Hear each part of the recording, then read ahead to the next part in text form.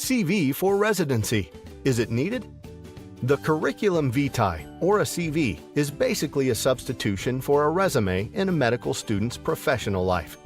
One of the main functions of a CV is to provide a chronological summary of your past experiences and training.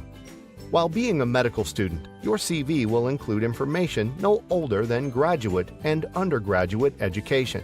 Once you start your fellowship, you include the information no older than medical school data. This data will then remain on the CV for the rest of your professional career. What is the best format for your CV? Despite the fact that there is no set standard for a CV, you should understand that if your CV is too long, the committee will most likely not look through all of it. You can list dozens of accomplishments, but you won't make a lasting impression on the interviewers if they can't quickly pick out 2 or 3 good reasons to choose you over someone else. Here are a few tips that can help you to craft an effective CV. Because of the specific nature of the medical profession, it is recommended to use a reverse chronological order. Instead of updating your CV only once right before residency application, update it once every 6 months to a year. It is not necessary to include your examination scores on a CV, as the committee will receive them through electronic residency application service. Be as concise and abbreviated as possible. Long sentences can weigh your CV down. You can fully express yourself in your personal statement instead. The design and layout of your CV should be simple and neat. Choose an easy-to-read font. What information do you include on a CV?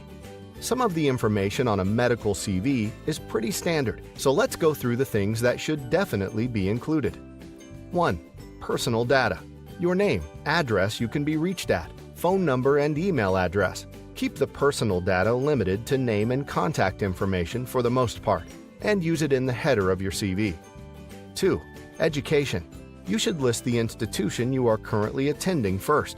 Include the name of the institution, degree you're pursuing, and the date of completion or date of expected completion. You don't include high school, only medical school, graduate education, and undergraduate education. Later on, you'll add separate categories for postgraduate training, practice experience, academic appointments, and certification and licensure. 3. Honors and awards. List any academic, organizational, or community awards or scholarships if you see them as valuable to the person reading your CV. 4. Professional society memberships. If you are or was a part of any professional organizations, list their names and the years of your membership. 5. Employment experience. List medically related experiences including positions, organizations, and dates of employment for each work experience. 6.